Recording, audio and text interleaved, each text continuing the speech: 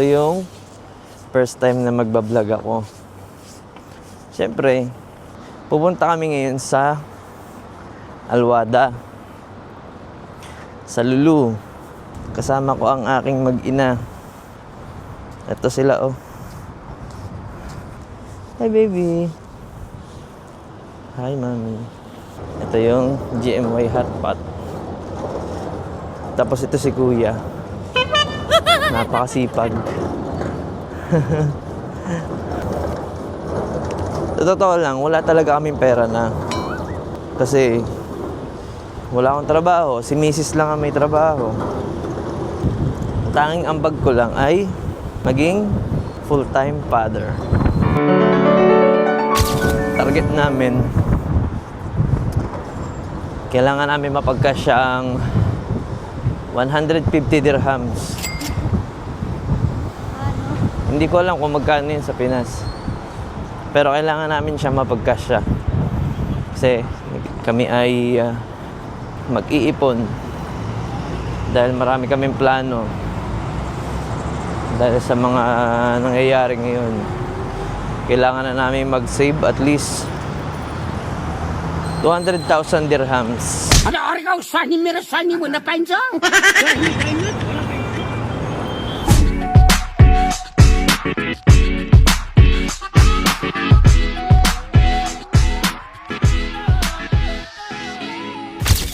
So yun, naglalakad na kami guys pa Alwada kasi malapit lang yun sa amin. Walking distance lang yung Alwada. Tignan nyo naman ang view, napakaganda. Diba? Background pa lang. Ako ang background. Lalo na yung katabi ko. Watermark. Ha? Watermark ako. Si Mrs. gustong sumakay dito. Hindi naman pwede kasi meron kaming stroller. Yan. Ito ang view papunta sa Alwada. Ito. Yun. Mahirap ang buhay ngayon. Hanggat maaari, kung kaya mong mag-double job ka. Kasi ako, tulad ko, nag-resign ako dun sa dati kong trabaho as a performer. For some reason. Pero, nagbalak ako mag-external. Kaso, yung sitwasyon ngayon, syempre, bawas. Bilang isang performer, mahirap. Kailangan mong gumawa ng paraan para hindi ka lang mag-stay doon. Lalo na may pamilya, 'di ba? Hindi uubra yung sahod mo. Although as a performer, as a external, malaki talaga ang kikitain mo. Kaya lang, siyempre hindi naman laging swerte. Tulad niyan ngayon, di ba? Walang entertainment ngayon. Baga meron naman, pero lang, sobrang bihira.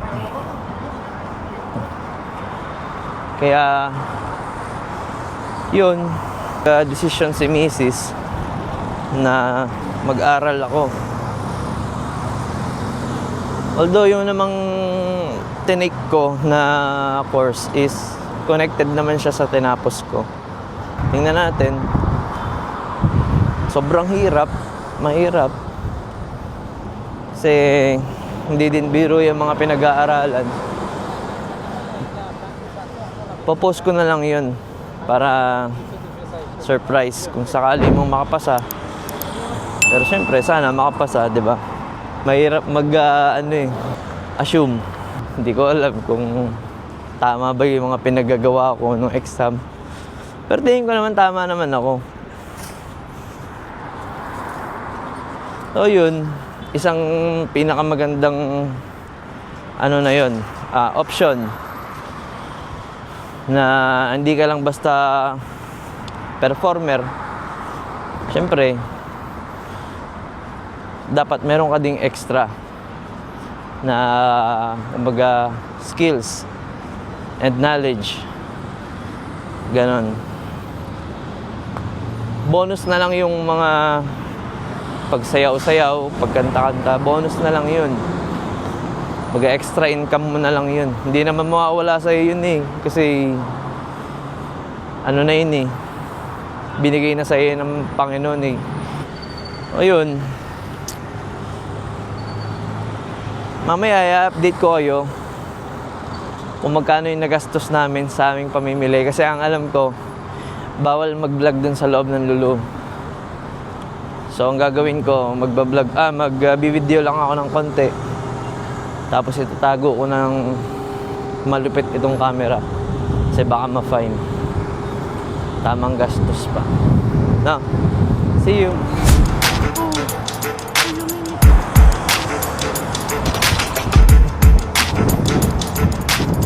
Ito, gusto namin to i-try soon. Yan, authentic.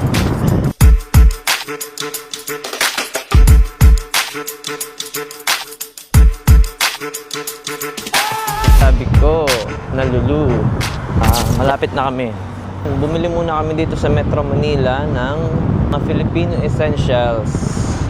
Habang pinapadede ko ang aking, ay, naglalandi na.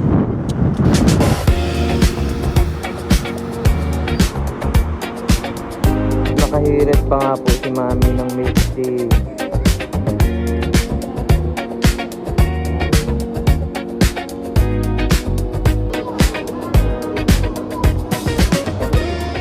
Sa buong pag-aakala ko, yung binili ko ay around 150 lang. Magti 300 na pala.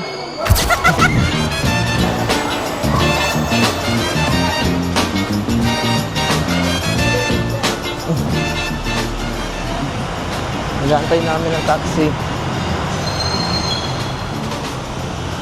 We're going on to the place where we belong.